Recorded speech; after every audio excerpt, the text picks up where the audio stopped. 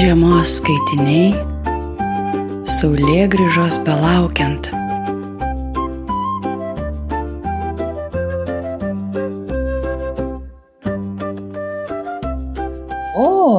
Labas, žmogeli.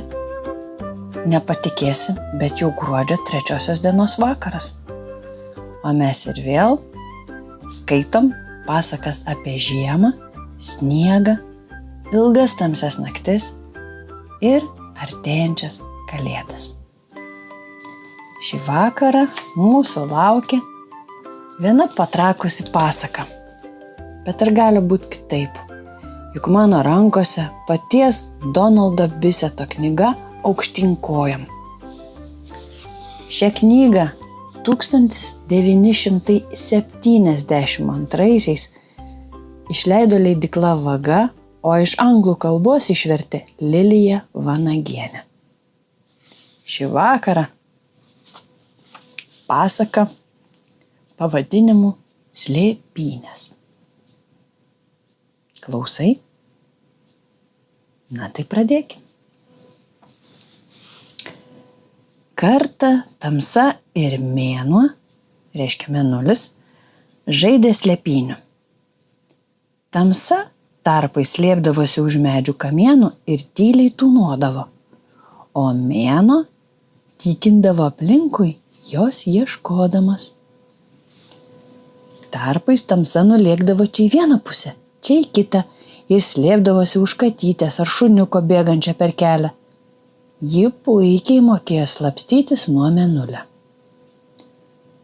Bet kai patekėjo saulė, visa kitaip apvirto. Tik palauk, sakė mėnuo, kur tu pasislėpsi, kai ims šviesti saulę? Pasislėpsiu už vaikų, kai jie eis į mokyklą, pasakė tamsa. Būsiu jų šešėlis. Gerai, pasakė mėnuo, bet kur tu pasislėpsi, kai vaikai įeis į mokyklą? Žinai, mano miela, verčiau eik ir pasislėpk antroje žemės pusėje. Kitaip saulė tikriausiai tave suras. Neras, atsakė tamsa. Palauk, pamatysi. Netrukus tikrai patekėjo saulė. Didžiuma tamsos nukeliavo pasislėpti į kitą žemės pusę ir ten pasidarė naktis. Bet šiek tiek tamsos pasiliko čia žaisti su saule. Jai buvo labai smagu. Vienur tamsa tapo žmonių šešėliais, kitur kačių šešėliais, šunų šešėliais, karvių šešėliais, o dar kitur paukštelių šešėliais ir šmėkščiojo pievoje. Bet saulė beveik visada ją sugaudavo. Galų gale liko tik viena maža tamsos dėmelytė.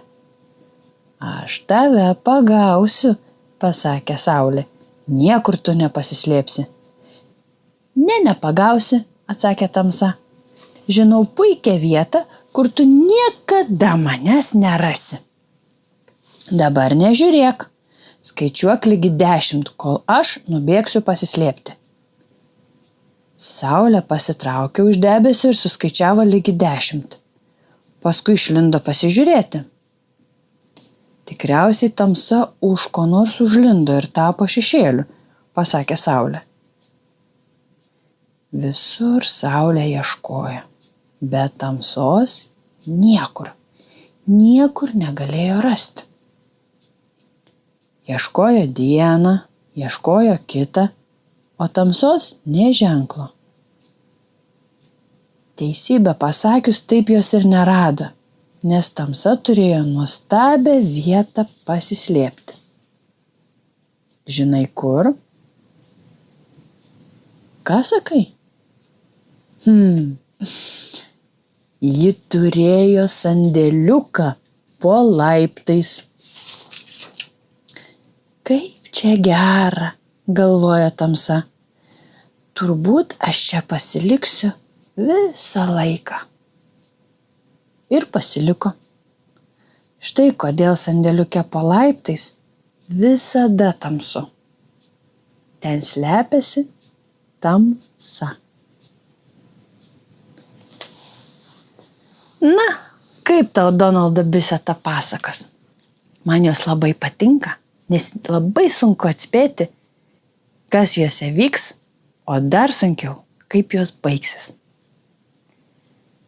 Tad šiam vakarui tiek.